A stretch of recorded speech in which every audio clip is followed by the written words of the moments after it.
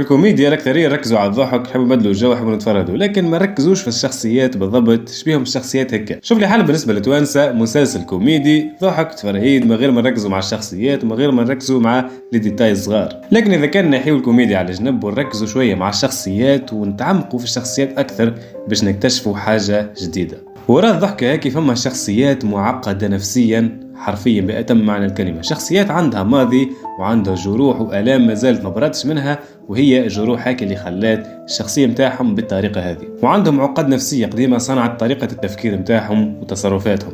باش نبدأ واضحين في الحلقة هذه، راني مانيش باش نحكي على الممثل بحد ذاته، الممثل على شيرة، والشخصية في شوف لي حل شخصية وهمية باش نحكي فيها على شيرة وعلاش الكاتب أو سيناريست خلى الشخصية بالطريقة هذه. كما شفتوا عنوان الحلقة هو التوب أسوأ 5 شخصيات في شوف لي حل. بالرسمي ممكن تتصدموا من الشخصيات الموجودة في التوب 5 هذه على خاطر تراهم شخصيات عادية. علاش نكرهها من الشخصيات هذه؟ شخصيات تراها أنت تضحك أو عادية، ولكن كي توصل لها من جانب آخر مش الجانب الكوميدي تتعمق أكثر في الشخصية باش تعرف إنه الشخصية هذه توكسيك على الآخر. فما شخصيات استغلالية، فما اللي عنده غيرة كبيرة، فما اللي عنده عقد نفسية ما براش منها. في الحلقة هذه باش نكتشفوا علاش الشخصيات هذم هم أسوأ 5 شخصيات في شوف لي حل. قبل ما نبداو أكيد لازم تعمل اشتراك في القناة، وحاجة مهمة على الآخر لازم تفعل الجرس باش كل ما نهبط حلقة يوصلك تنبيه إنه الحلقة هبطت وتفرج أول عباد ربي. سامحوني طولت عليكم في المقدمة، لكن حبيت نشرح الفكرة متاع الفيديو. يلا بنبدأ.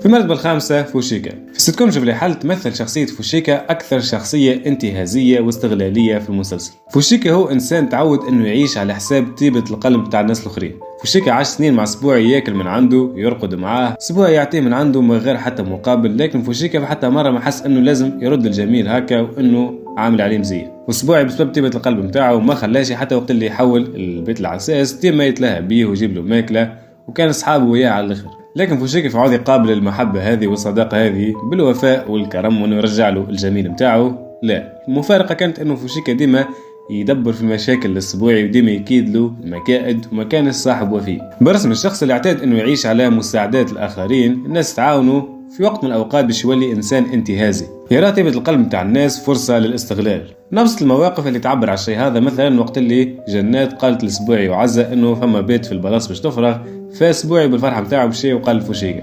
ففوشيكا رغم اللي أصحابه وسبوعي ما فكرش في الخير لصاحبه، فكر الخير اللي هو مشي على البلاصة قوي الجنات وقال لها راه فما كاري آخر يحب ياخذ البيت بفلوس أكثر، وبالطبيعة جنات تضعف قدام الفلوس. وقتها سبوعي ما خذاش البيت هو ومرته، وفوشيكا استنفع واخذ الكوميسيون تاعه. يعني فوشيكا كأنه الفرحة متاع السبوعي ما تعني له حتى شيء قدام الفلوس اللي باش ياخذها. أيضا الموقف وقت اللي جنات وعدت عزة والسبوعي أنها تعطيهم الطاقم متاع البلاص، ففوشيكا وقت اللي سمع بالخبر أول شيء فكر فيه إنه سبوعي صاحبه ينجم يسامحه في الكريه وينجم يستغله. يعني الصداقة بينه وبين سبوعي يرى فيها فقط امتيازات مالية واستغلال. يعني الشخصية متاع فوشيكا شخصية ترى في العلاقات بينه وبين العباد علاقة ربح وخسارة، والشخصية متاع فوشيكا موجودة برشا في الحياة الواقعية. مش أي واحد قاعد معك على الطاولة وكل معك الماكلة صاحبك الحقيقي، برشا منهم قاعدين يستناو الفرصة باش يستغلوك.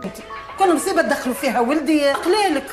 في المرتبة الرابعة شخصية فضيلة أم سبوعي وسليمان. عادي يقول لكم تتفرجوا في الحلقة جاتكم شوك كيفاش فضيلة في المرتبة الرابعة في أسوأ شخصيات في شوف لي حل. لحظة ايش افسر لك. فالظاهر شخصية فضيلة تبدو كأنها الأم القوية، الأم التونسية الأصيلة، مرأة صبورة متماسكة تحمل مسؤولية، تطيب وتنظف ولاهية بالشغل متاع الدار الكل، وديما تحاول أنها تحافظ على التماسك متاع العائلة وأنهم ما يتفرقوش. فضيلة كتراها بالرسمي أم حنونة ولاهية بأولادها وأحفادها وتحبهم وديما تلوج على مصلحة أولادها، ولكن فما حاجة بالرسمي، فما حاجة خايبة وراء الصورة الإيجابية متاع أمي فضيلة. هي رغم حبها لعائلتها فما جانب كبير تفضيل السبوعي أكثر من سليمان. في وجهة نظرها السبوعي ديما هو الخو الصغير اللي لازم تحميه ولازم ترد بالها عليه، وديما رغم المشاكل اللي يعملها عندها جملة شهيرة وهي وخيك صغير. والتفضيل الكبير هذا يظهر في برشا مواقف. مثلا كنت نذكروا الموقف متاع شهر العسل متاع السبوعي وقت اللي قلبوا راجل في عند راهم غادي كي فكلوا فلوسه مليون تقريب، فروح السبوعي هو ومرته وحكاوا الحكايه الفضيله. ففضيله مشات لسليمان وقالت له اعطيني مليون باش تخلص به الوتيل والمصاريف، كانه يعني سليمان يلزم يخلص الفلوس هكي، كانه مش يعمل مزيه، يعني كانه واجب طبيعي عليه، وسبوعي مش هو اللي باش يتحمل مسؤوليه العمله اللي عملها. فضيله ما تخزرش لسليمان اللي هو ديما يتحمل مسؤوليه، هو لاهي بالدار وبالفلوس وبالمصاريف الكل. سليمان ديما يحاول انه يرضاها وديما يحب يكون كبير في عينها، لكن هي ديما ترى انه سبوعي هو الأحسن وهو لازم يتم العناية به. والتحيز العاطفي هذا يظهر زاد من خلال تعاملها مع الزوجات الأبناء متاعها. هي تحب عزة أكثر، واضح على الآخر شيء هاك، وديما تقول لعزة أنت هو الكنة الوحيدة، وديما هي وزينب تتعارك وديما خلافات بيناتهم. الرسالة الضمنية من الشيء هذا واضح على الآخر، فضيلة ما تراش الناس الكل بنفس الميزان. ممكن فضيلة ما تقصدش أنها تعمل شيء هاك، ولكنها من غير وعي منها قاعدة تزرع في بذرة متاع مفارقة بين الإخوة الزوز، بذرة المقارنة والتفضيل بين سبوعي وسليمان. والشيء هكا ظاهر على الآخر في شخصية سليمان الأبيض اللي كونت له عقدة من تفضيل أمها لسبوعي على حسابه هو. في المرتبة الثالثة جنات العرافة. في شوف لي حل شخصية جنات العرافة ما كانتش مجرد شخصية بخيلة ما تحبش تصرف الفلوس. شخصية جنات هي نموذج الإنسان قاعد يعيش في جروح من الماضي ما براتش. جنات امرأة في 60 من عمرها، عندها بلاص، حالتها المادية باهية على الآخر، لكنها تعيش في فقر وأسلوب تاع بخل وشحة يخلاها تظهر للناس كأنها زوالية ما عندها شيء، تحرم نفسها والناس اللي دايرين بها من أبسط الأشياء. وكان حلو الشيء هكا نفسيا نجم نربطه بين البخل اللي عند جنات، الشحة بالعامية بتاعنا، انها خايفة انها تفقد الفلوس اللي عندها على خاطرها قبل فقدت انسان عزيز عليها. باش تفهم الشخصية متاع جنات لازم ترجع للماضي متاعها. قلت لي كانت صغيرة كانت تحب انسان وكانت باش تعرس بيه، ولكن هو حرق بشي لفرنسا وخلاها، وقعدت تستنى فيه سنين لكنه ما رجعش. فتنجم تستنتج انه الخيبة العاطفية هاكي خلت لها جرح وخلت فيها عقدة نفسية، فاختارت انها تعيش وحدها من غير لا تعرس ولا تجيب صغار. والانسان بطبيعته يحب انه يحس بالسيطرة ويحس بالامتلاك، هكا علاش عوضت الفراغ اللي عندها بالسيطرة والفلوس، فخلت الفلوس هي مصدر الامان الوحيد اللي عندها، والسيطرة والسلطة طبقتها على عزة بنت اختها اللي عاشت معاها من هي صغيرة. علاقتها بعزة تكشف جانب كبير من شخصيتها. صحيح جنات هي اللي تلهت بها من هي صغيرة وصرفت عليها وكبرتها وكل، لكنها ما وفرت لهاش العيشة اللي تحتاجها أي طفلة. فعدم تحسسها أنها برسمي خالتها وتحبها، حستها أنها تمتلكها، ديما تأمر فيها وديما مسيطر عليها وحرمتها من كل شيء. جنات برسمي كي تجي تشوف تحسب أنه عزة خادمة عندها في البيت وأنها تمتلكها، تتحكم في حياتها وفي قراراتها وتحرمها من أبسط الحاجات. والسلوك هذا نجم تفسره بحاجة واحدة، أنه اللي عاش حرمان عاطفي كبير في حياته موش باش ينجم يقدمه لحد آخر. ببساطة نجم نطبق عليها مقولة فاقد الشيء لا يعطيه. يظهر لي يلزمك قمع وهكاك نصب لك فيه في شيء يمشي. في المرتبة الثانية سليمان الأبيض. كي نشوفه في مسلسل شوف لي حل، شخصية سليمان الأبيض تظهر لك كأنه طبيب نفسي عنده شوية غرور فقط. صحيح هو يتصرف ديما بثقة ويحس في روحه أذكى من الناس الكل، لكن كي نركزوا معاها شوية باش نكتشفوا إنه الشخصية هذه معقدة نفسيا على الآخر. شخصية سليمان الأبيض تمثل مفارقة كبيرة، هو طبيب نفسي بيعالج المرضى متاعه من مشاكل نفسية، وهو بيدو عنده عقد نفسية لازم يتعالج منها. المسلسل عرفنا انه سليمان عاش طفولة قاسية، وابوه كان صعيب معاه، وامه فضيلة تحب السبوعي اكثر منه، والتفاضل العائلي هذا خلى عنده شعور بالنقص، شعور انه اقل حب واقل قيمة من اخوه، والجرح النفسي هذا قعد معاه حتى وقت اللي ولا طبيب نفسي معروف. والشعور هذا تنجم تفسره ببرشا تصرفات يعمل فيهم سليمان الأبيض. الغيرة متاعه من السبوعي ماهيش غيرة عادية، من نفس المواقف مثلا وقت اللي السبوعي يبدا يمشي مع سليمان ديما يقول له امشي ورايا ما تمشيش معايا، كانه حاشم انه اخوه ومستعار منه.